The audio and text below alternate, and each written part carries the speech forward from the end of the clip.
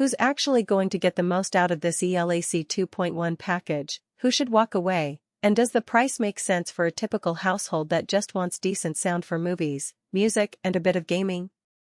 Those are the three questions that keep popping up in the forums every time a powered speaker and sub combo is released. Link is in the description if you want to check the product details on Amazon, because before you click add to cart you need to know whether this set will really fit into your everyday listening routine or if you're just buying a flashy piece that ends up gathering dust. I spent a good weekend setting up the debut ConneX 4.5-inch speakers with the Varro PS250BK sub in a two-room apartment, swapping between a laptop, a Bluetooth phone, a game console and even a turntable that I plug into the phono-enabled RCA input. The first thing that struck me was how little wiring you actually need. The HDMI ARC connection lets the speakers act as a soundbar for my TV, the optical line covers the console without any extra adapters, and the Bluetooth stream works flawlessly from my phone when I'm just throwing on a Spotify playlist in the kitchen. That kind of simply connected approach is the biggest practical win for anyone who isn't willing to spend an afternoon hunting down cables and configuring a separate amp. On paper the speakers boast a 50-watt Class D amp per channel, and the sub pushes 250 watts with an auto EQ that claims to adapt to room acoustics. In real use the front speakers give a clear, forward mid-range that makes dialogue in Netflix series easy to understand without cranking the volume. The built-in X-Bass feature adds a subtle punch to pop tracks, and when you bring the sub into the mix you start to feel the low end that was missing from the satellite drivers alone.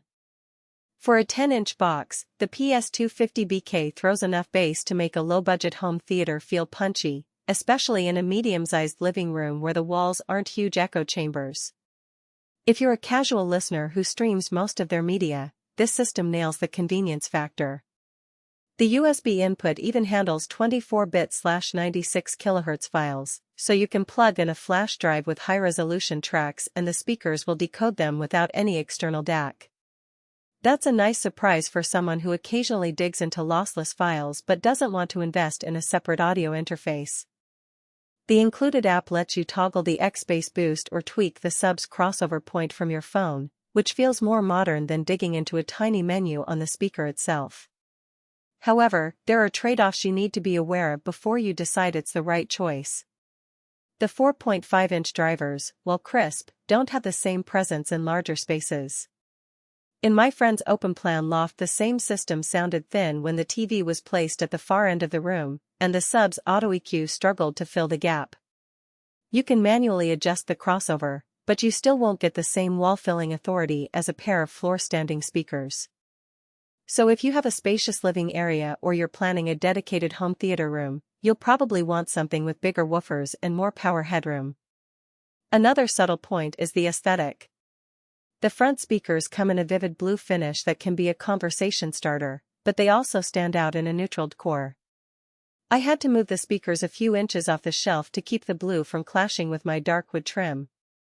That's not a functional flaw, just a style consideration that's easy to overlook when you're only looking at the specs.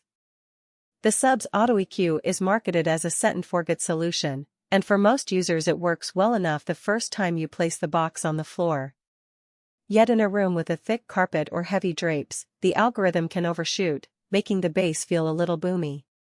I found that stepping the sub onto a small piece of plywood reduced the excess and gave a tighter low-end response. It's not a deal-breaker, but it does mean the plug-and-play promise has a small learning curve if you're particular about how your bass sounds. One area where the package shines is its flexibility for vinyl lovers. The phonostage-enabled RCA input lets you hook up a turntable directly, which is something you rarely see in a powered speaker kit that also includes a sub. I ran a few classic rock LPs through the setup and the speakers reproduced the warm mids beautifully, while the sub added a pleasant, non-intrusive rumble that gave the records a little extra life without drowning out the details. Now, let's talk price and value.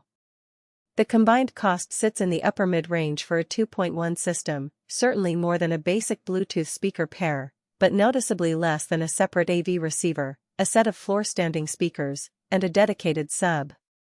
For the amount of connectivity you get HDMI ARC, optical, USB, Bluetooth, RCA with phono stage plus the ease of a single power cord,